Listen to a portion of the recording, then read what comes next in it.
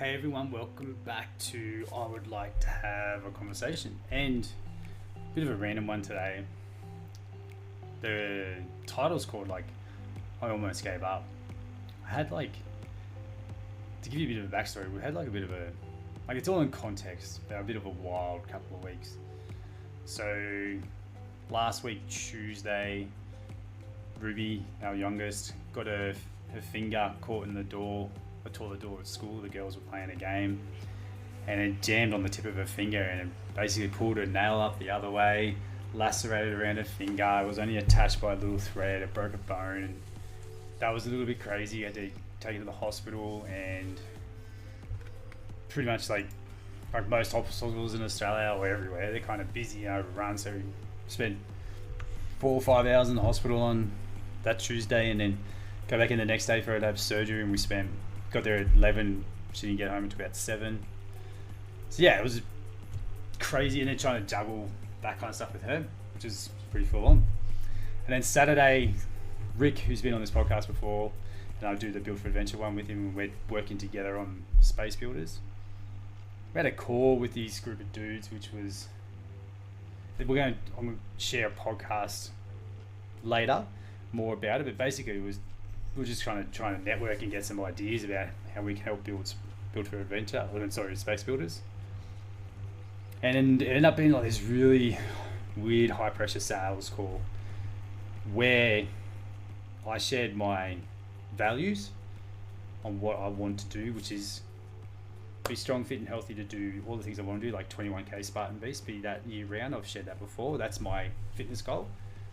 And then I want to be available for the kids. So I'm the primary carer and take it to all their sessions, their therapy sessions, all that kind of stuff, while Kat chases her career. So my prosperity is to facilitate that. So I only want to work on the business 2 to 3 hours a day with calls outside that, and make $2,500 a week to facilitate the stuff I want to do in my health and looking after the kids and putting money away for a house and all that kind of stuff. So yeah, it's like it creates problems, which is what I like, which I'm going to talk about in a sec. It creates problems where the game is to solve them. So I'm creating my own bumpers and obstacles to make it work, and I know it's challenging. But yeah, these two guys just drilled me hard. I call them like the $2 version of Andrew Tate. They attacked my personal values. They went after the fact that I wasn't willing to sacrifice time with the family to make this work when the family is the goal. So there's a podcast we talk about, but it's like when you don't have kids, yeah, you can go pretty hard and sacrifice a lot of things to make it work. But kids are my thing. Like, I wanted them so bad, and I want to be the best dad I can be for them without being like a helicopter parent. But the personal attack that I got through that call, and it was really aggressive. I'll save it for the podcast so you gotta wait for it, but it was a very aggressive personal attack. And I got off the call and I was super frustrated. I was so bloody angry. It pissed me off so much that they attacked my values, so much to the point where I started feeling guilt and shame around what it is that I wanted. And because of what they said, it made me second guess myself, which is part of the high ticket, which is high price selling game. There's a persuasion game. There's 2 camps in persuasion. It's like the camp that makes you feel good about the decisions you make.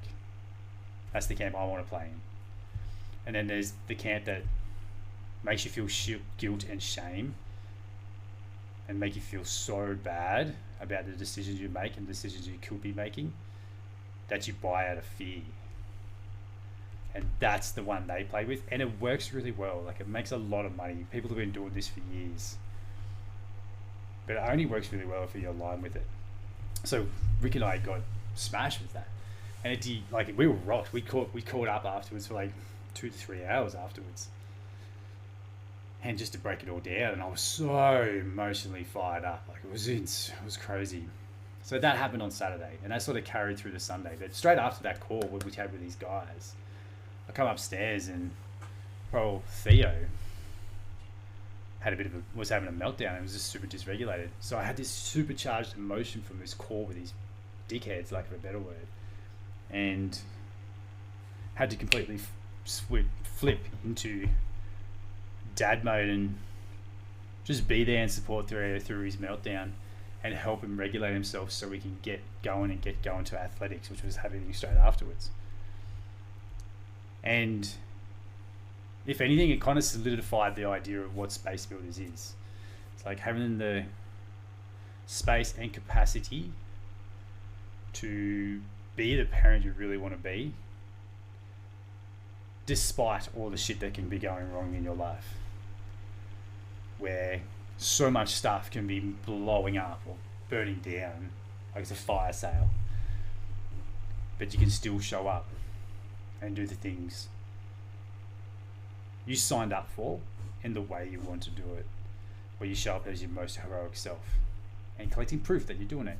So it was kind of like validation in a sense, and Rick and I talked about it. It was like we just need to get the word out about Space Builders. So it kind of did fire me up and light me up, but I still almost gave up. I cancelled the call with Todd this week because I just didn't have any me to do a podcast session. I was like, I was going to take a break. I'm going to take a 4-week break leading into Christy, and I was going to break my momentum. But that's how I felt during the week, and I still felt kind of shit. I did a podcast episode on Monday, which is about that call we had, so I'll share that later on this podcast show, so you can hear what it was like and what you can do to sort of overcome those situations where people are like making you feel guilt and shame to do things and what to be aware of. So anyway, going through that, and then poor old Kat's parents were coming back from a bit of a trip, and her mum got COVID and got delirium. So ended up in hospital with Goulburn, about 3-4 hours away, and was in isolation. And her old man was stuck in a motel, and we're trying to figure out what we're going to do. He ended up driving down here yesterday. So got here yesterday. That night he tested positive for COVID. So we've got a COVID person in the house, and then so they say that was Thursday, and then yesterday we got the news that Wendy is being discharged. So she's stuck up in Goulburn, and the same thing, like everyone was trying to figure out what we're going to do. We're going on holidays in like literally 7 days to my old man's place, who he got long COVID and does not want to get COVID again. So all of this like pressure of like, what do we do? What are we going to do? Kick him out of the house? They're already here. If it's here, COVID's here, it's going to be here. There's no point spreading it anywhere else. That's my philosophy. Decision filter. If it's coming to the house, keep it in the house. Don't spread it anymore. So yeah, yesterday I drove up to get Kat's mum, pick her up from the hospital, help her into the car, drive back, all covered up in masks and Dettol everywhere to make sure I try and kill COVID if I could. But we're in the car together for like 4 hours. Who knows what's going to happen? But again, it was a no-brainer decision. Leaning into the idea of like this whole concept of Space Builders, where if anything, I feel like I've got the most capacity and health to go do that and not be as rocked by it, because I'm able, the thing I do for my career, I can work from home. If I get COVID, I can still work. I can show up and do the thing. So it's weird. It would help me. It's like it doubles down on the idea of what Space Builders is and what we're trying to do with it. Where, yeah, you're building that capacity in your life, capacity and space to have in health, to be able to do all the things you wish you want to do, and take hits like COVID and stuff like that and bounce back quickly to be the parent you want to be.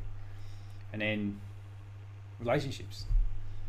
Have the space and be able to hold space for yourself, hold space for your partner, and hold space for your kids, and just support them and guide them in the way that they need, and guide yourself in the way you need, and then be useful to the tribe. your network of people that help you out. And then prosperity, once those two are in place, your health and relationships are kind of where you like them. You use prosperity to help facilitate your health and relationships in a more better way. You're not having to chase astronomical financial goals, even though mine could be an astronomical financial goal to some. It's just what I'm after. I just smashed my fan with my hand. It's just, that makes sense to us living the best life we can health-wise and the best life we can with our relationships, ourselves, our partner, our kids. And that's what we want to do with Space Builders. And that's the philosophy of Space Builders. You don't settle for where you are in life. You can create the life you want and build it. Build the space you want to have. So yeah, it was kind of, but I still was going to give up. I was going to stop the podcast and give it a 4-week break and come back. But it was driving to Goulburn and coming back, which kind of something I listened to on an audiobook.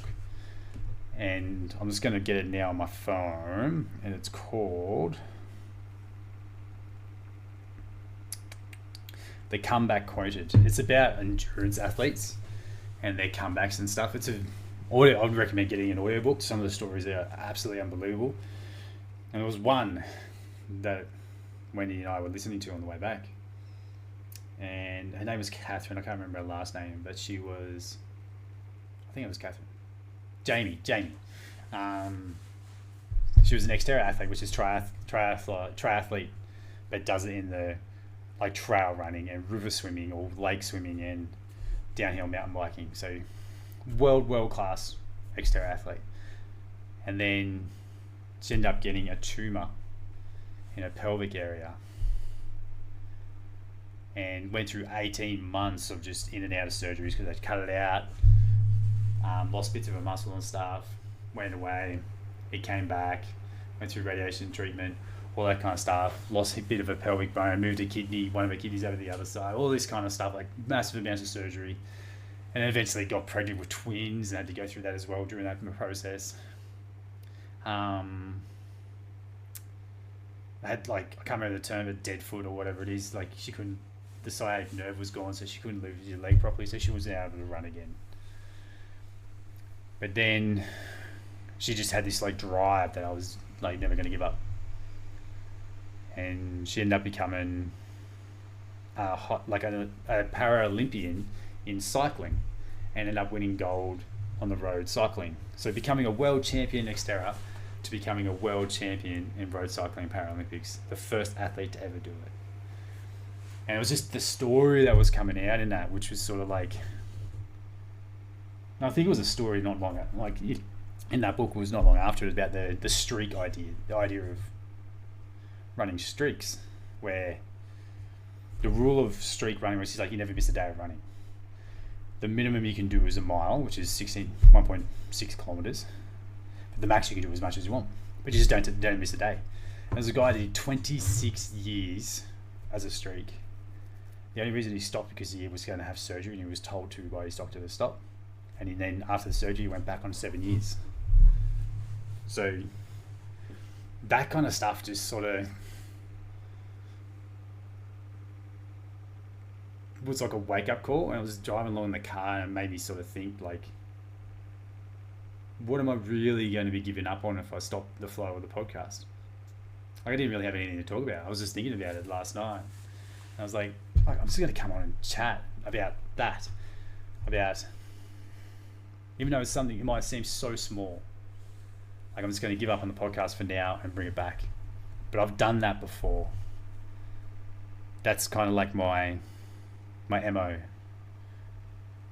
If stuff gets really challenging, my bound nature, my shadow story, which is to protect me, is to escape, run away, leave it, it was all triggered from these guys that made me feel guilt and shame in that call.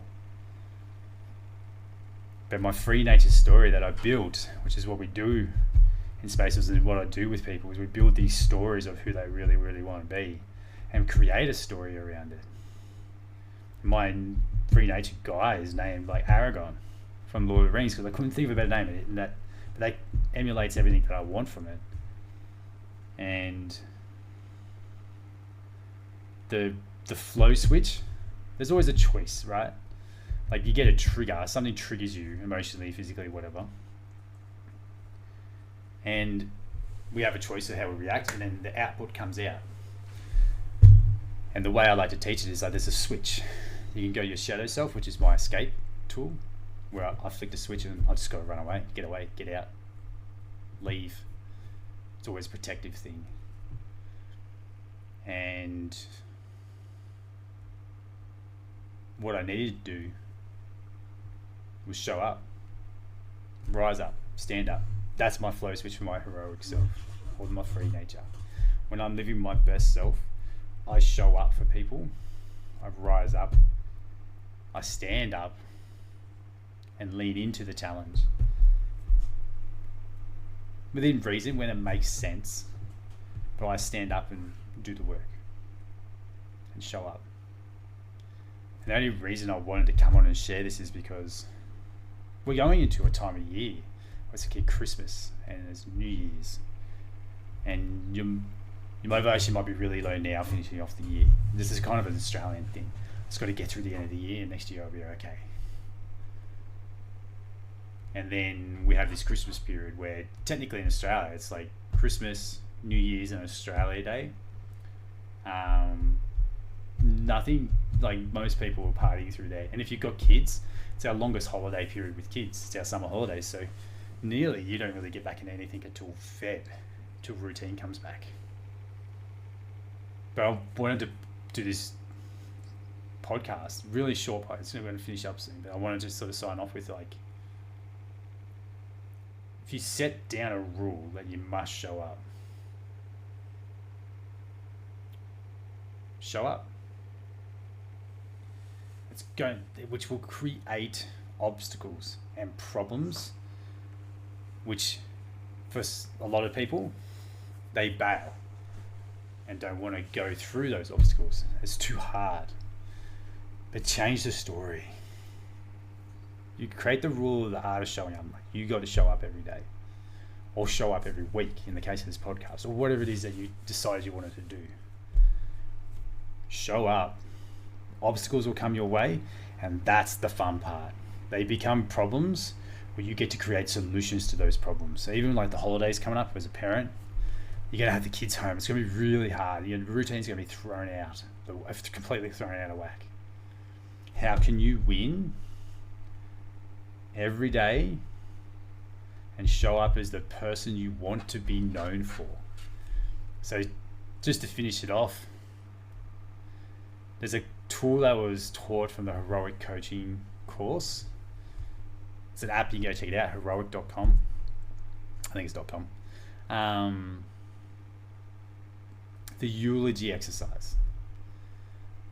So while you're listening to this, close your eyes, picture yourself at your funeral, but you're watching it from a third person view.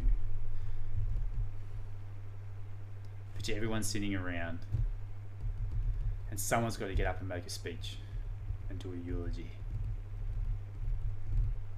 What do you want them to say about you?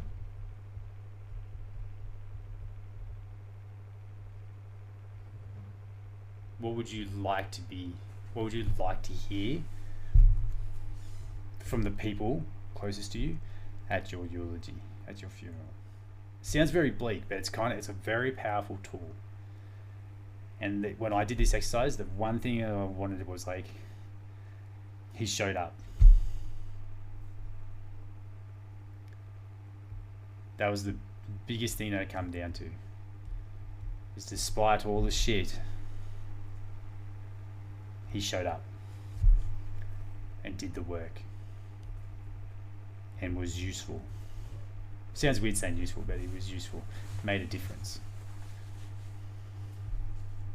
And if you take that eulogy thing and you read that every day, it'll help you get through those really, really, really tough times. I know tough times are different for everybody, People go through a lot of shit, and there's different levels of shit. But I wanted to get this message out there. Say, like, don't give up. Don't stop when the tough time comes. Yes, adjust. Be flexible enough that you can keep showing up, and be rigid enough to show up every day. And the obstacles and problems that come up are just things that you can create solutions for, or you can find solutions for, and add another tool to your toolbox. Alright guys, almost missed this week, but I got it in. We're at 32 weeks in a row of this podcast, and I'm going to do it over the Chrissy too. I'm going to pre-record some. Might be me, might be Todd, but yeah, going to keep the chain going. Don't break the chain. Keep the streak alive as best as you can. Even if it's just me doing a 20-minute video with no intro with the kids, the streak is still alive. Keep going.